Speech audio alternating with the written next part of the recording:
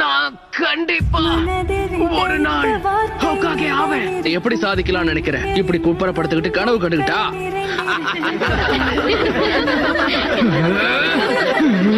அது அந்த பையன் தானே கூட்டத்திலே தோத்து போன ஒரே ஆளு.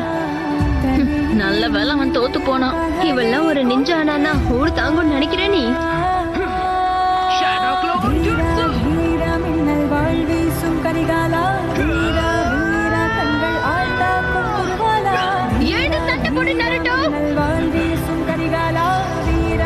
என்ன மன்னிச்சிடு.